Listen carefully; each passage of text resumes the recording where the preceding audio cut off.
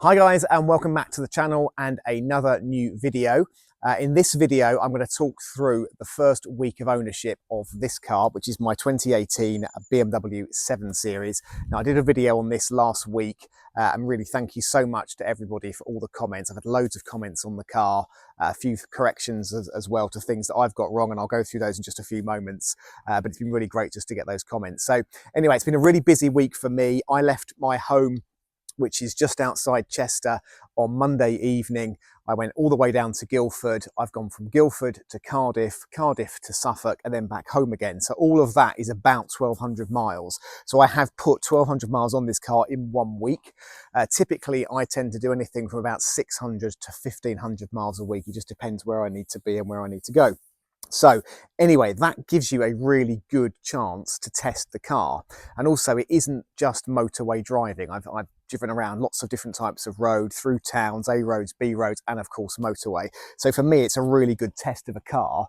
How do I feel at the end of the week? And ultimately also how tired I feel at the end of the week as well. So I'm going to go and give you a bit of a walk round on the car, just point a couple of things out, and I'm going to talk you through that first 1,200 miles and what I've learned about this car, and also some of the likes and some of the dislikes that I've also found during that time as well. So let's go on with it. So the first thing some of you may notice is we are now having an X-Drive badge and a 730D badge. I did say I was going to rebadge it. I think a few of you in the comments think I'm a bit crazy for doing that, and maybe I am, but anyway, I have done that. I've also gone to tremendous lengths to make sure they are exactly in the right place. So they're straight and they're in the right place, and I just think it looks a whole load better with the badges on it rather than being debadged. But anyway, just my opinion. It's my car, so I guess I can do what I want with it. As you can see, it is quite dirty now. It's covered in brake dust. It's covered in rain and salt and other muck from the motorway. And I guess a couple of other things as well. So I should, I guess, just open it. Actually, I forget I have the automatic locking. There we go. So a couple of corrections. I don't have cooled seats, which a few of you have rightly pointed out, and that's because they're not perforated. I thought actually in the display here I did, simply because it changed colour, but apparently I don't have those. But anyway, hardly the end of the world. To be honest, it's only actually been me in the car, so inside it is pretty much as it was when you saw it last time round. It is absolutely clean. But no, let me go and sit inside, and I'm going to talk you through the first week of ownership and 1,200 miles and what it's like to have this car in that time. Okay, so 1 week in and 1,200 miles. What have I learned about this car? What are the things I really like, and what's it like to drive? So I think first of all, as a motorway car, which probably isn't any surprise, this is probably one of the nicest cars I've ever driven on the motorway. It is incredibly smooth, air suspension, adaptive dampers. You really feel pretty much nothing in terms of road imperfections, and the noise is, as you'd expect on a 7 Series, is pretty well suppressed. So I really love the way it drives. It just wafts along. I think the other thing that's really good, and again, I know we're in the world now of electrification and hybrids, but as I said in the first video, the 3-litre diesel BMW engine I still think is one of the best engines they've ever made, and the acceleration this has is really good. I think I've got 650, or I'm sure you'll correct me in the comments, Newton meters of torque. So it really does have more than enough power. So when you overtake, it's just effortless. Gearbox is really good. It's a ZF 8-speed gearbox in this car. So as a motorway express, to be honest, one of the nicest cars I've ever driven. I would probably go as far to say that for those of you who watch some of my other videos, I've not actually done a video on this car, but I have a much newer Range Rover in the garage, and I think this drives just as well as that Range Rover, which of course was considerably more money than this. So that's really positive. Now, I guess the thing about this car is the size. So when you're trying to get into parking spaces and into some car parks, and I've been to a couple of car parks this week which have been underground, that's when it does become a bit challenging, because it is a large car. It's not really a whole lot I can do about that, or it's not the car's fault. It is just what it is. So that's one of the downsides. But equally, running it through B roads, A roads, and just round town is really where you get a sense of the quality of this car, because the road services, as we know in the UK, aren't very good. and this just soaks up the bumps. So it's only really the really bad potholes or bumps, the ones you don't see, that you get a sense that there's some kind of crashing from the suspension. But other than that, really pleased. The other thing that I think has surprised me is the fuel consumption. So I've managed to get over 1,200 miles, 48 miles to the gallon, which is, I think, pretty amazing for a 3-litre 6-cylinder car with a 0 to 60 of 5.8 seconds. And I reckon if I drove it a little bit more sedately, I could probably nudge 50. So I think, again, I'll go back to what I said earlier.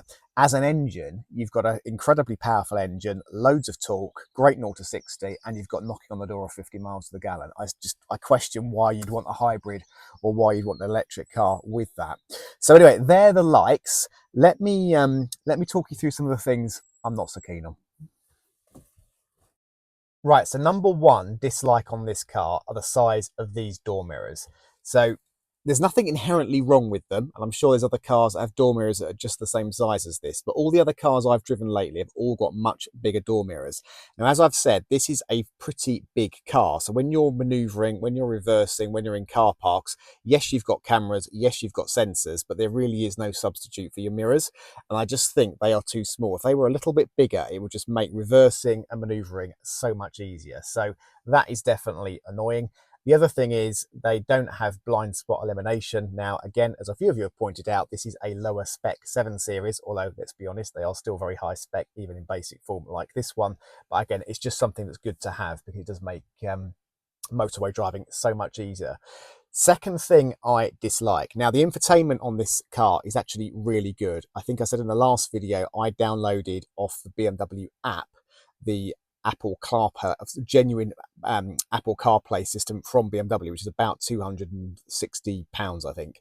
You can buy a hack on eBay for about 30 quid. I didn't bother doing that. I just wanted something to work correctly. So that works brilliantly. Now, the one thing I don't like is to change the track on any of your media, whether it's Spotify, anything else you're watching. Usually on any other car, you have a steering wheel set of controls, and like most cars, this has got loads of buttons on it, but there is nothing on here that can just forward and back on the track. You've got volume, and the volume is here, but to actually skip forward or skip back, you have to press this button and you have to kind of jump forward and jump back, which is really irritating. So I guess, let's face it, in the grand scheme of things, if the only real grumbles I've got about this car are the size of the door mirrors and the fact that I have to move my hand to change the track, I think that's pretty good. And it's a testament to the quality of this car, to be perfectly honest. Over the last 1,200 miles, it has been pretty much faultless. There are very few things I can fault with this. The other thing is, I don't know if it's just because I've bought a good one or because it's a quality product, probably a bit of both, is that this is a car that's done 90,000 miles. Actually, when I was driving it down the motorway the other day, it feels like a new car. Everything feels tight. It's riding perfectly. There are no rattles in it at all. So yeah, I think super impressed with the first part of the journey with this car. Now, obviously time will tell. And as you have all pointed out, or many of you have pointed out already, these cars are known for having issues. I, to be honest, haven't seen that much on the internet about this. There's always horror stories, but most horror stories come down to poor maintenance. This car's had 11 BMW services. I'm going to keep it BMW serviced as well.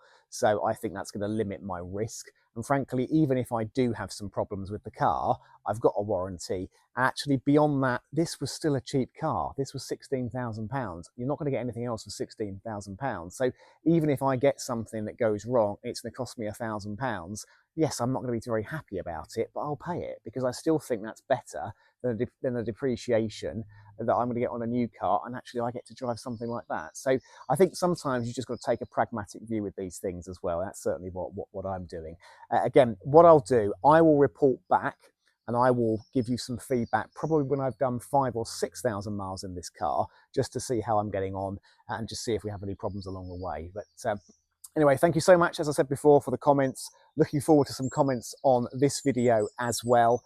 I do have some other videos I'm planning. As many of you will have seen through some of my other videos, please do check those out. They are obviously linked to this one. I have a Land Rover Discovery 4 that I'm just on the fence with at the moment as to what I do with that. And I have some other cars as well. I've got a 205 GTI, which is currently in storage. I need to bring that out. That has a few problems. and I need to fix that, and perhaps I'll do some other videos as well. So let me know what you'd like. We'd like to do a bit of a fleet update on the cars I've got, and yeah, look forward to the comments. As ever, please do like, please do subscribe and share, and I'll see you again in the next one.